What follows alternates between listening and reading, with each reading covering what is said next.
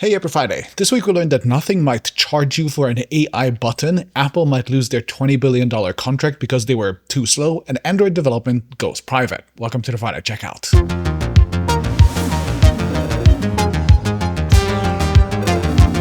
This video was sponsored by Sadie. Okay, for my first story of the week, you know how the Nothing Phone 3A and the 3A Pro both have a new hardware button called the Essential key? Well, that new button might get paid. Specifically, pressing that button opens the so-called essential space, which takes a screenshot and also other things like voice and text inputs, date, time, location, etc., and then combines all of that using AI to save what you were doing into a kind of AI memory.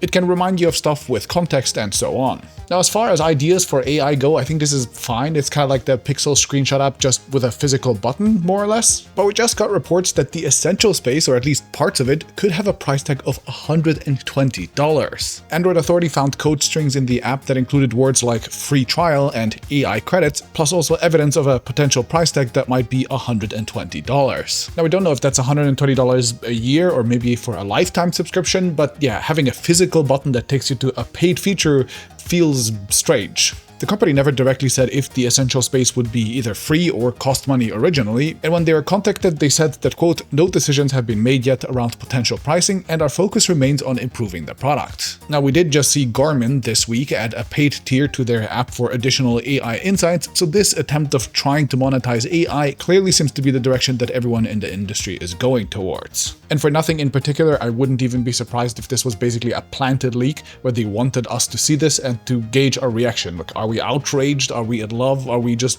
vaguely okay with it? Yeah, what do you think? Okay, and for my second story of the week, Apple might be losing its most lucrative contract due to being slow.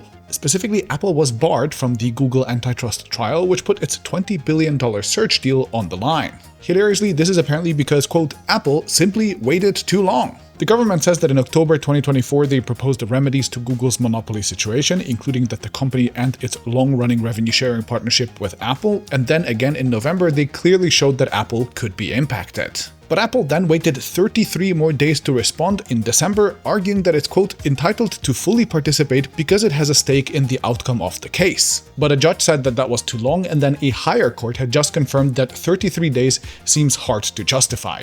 Eesh.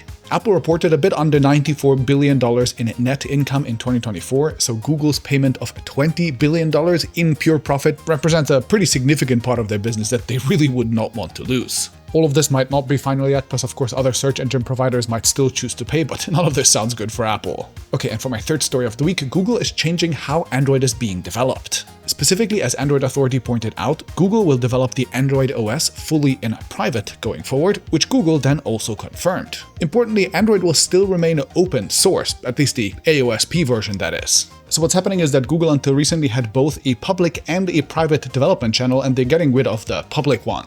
So this means we'll stop seeing development happening basically in real time in public, and instead they'll finish things up internally and then release it typically once a quarter or so. The likely reason is that with the code sitting in public as it does right now, people are starting to get really good at digging through the new stuff and finding updates that Google didn't want to release just yet. For example, here's Michal Rahman finding just 1 week ago that a new update reduces the loading times by 30% for some Pixel devices. These are the kind of leaks that they want to avoid. Or maybe all of this is an evil plot to make even more money. Okay, as for the release monitor, we start with the Lite Phone 3, which actually just went up for pre-orders and also got its first reviews this week. The Verge, for example, said that they're, quote, getting close to nailing their formula, so that sounds encouraging. Next, Porsche announced what it calls the e-bike Sport 2025, which is a €10,000 e-bike, which you can buy if you want your fancy bike to match your very fancy car. Nice. Next, point-and-shoot cameras are back because I guess Gen Z is having a nostalgia for a time that they never lived in, so Canon announced the new $900 PowerShot V1 and also a new budget mirrorless camera in the form of the R50V that costs $850 with the kit lens. Maybe not bad if you want to have a basic camera, but dear Gen Z audience, please keep in mind that your phone takes better photos and videos than most of these cameras. Moving on, Poco has launched the new F7 Ultra and F7 Pro, which as usual try to win by offering very aggressive price-to-performance ratios such as flagship Snapdragon chips for €699 at launch. Pretty good for the spec lovers among you. And in more stuff for budget-oriented consumers, there's also the new Asus VivoBook S14 and S16, which are laptops with Snapdragon X chips starting at $799. Nice. Meanwhile, on quite the opposite budget range are Samsung's new 2025 model Class Neo QLED 4K TVs, which went on sale this week as well, going from 50 to 98 inches. Links to the products are in the description as usual, and now onto the brief, which starts with Apple announcing WWDC. The Worldwide Developer Conference will happen on the 9th of June, and Apple is expected to show iOS 19 with a major UI revamp, which should be pretty exciting. Meanwhile, still with Apple, the company put up the Lumon Terminal Pro on apple.com as a product page. And this is of course the very cool looking computer that was used in the hit TV show Severance. And to spice things up even further, they also created a LinkedIn page for Lumon Industries from the show as well. Sadly, you can neither buy the computer nor can you apply for a job, but it's a pretty fun way to drum up some hype for a TV show that also got renewed for a season 3.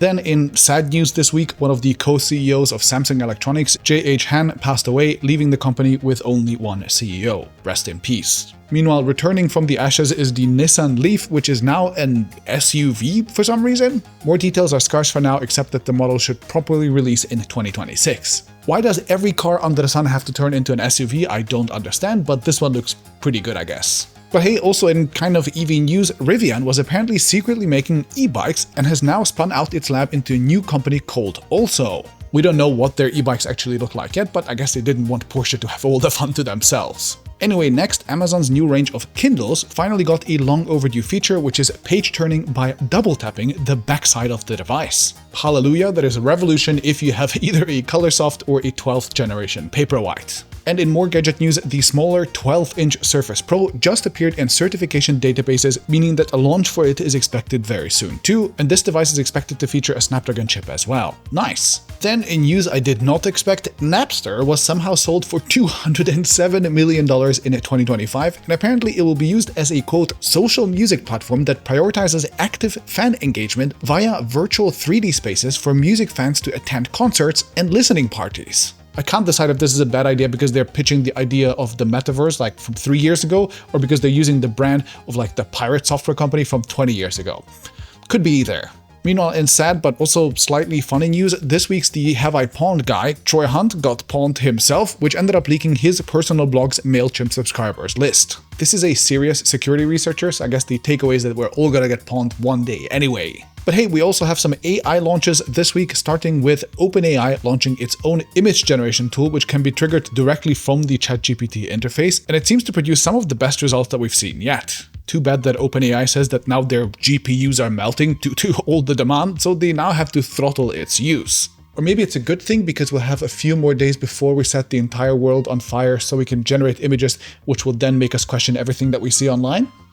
Oh, never mind that. Fighting back against OpenAI this week was Google, who announced its new Gemini 2.5 models, which is their next generation family of AI reasoning models. And on top of that, the company also announced a really weird new AI idea that goes like this. You take a screenshot of something related to a trip, like a photo with a place name in it, or some personal notes that show you a list of places that you'd want to go to, and you can share that with Google Maps, which will use AI to recognize place names and such from your screenshot and will save that to Google Maps to help you plan a trip. Why would you screenshot text and then share that screenshot with Google Maps when you could just copy the text itself and just paste it in the app?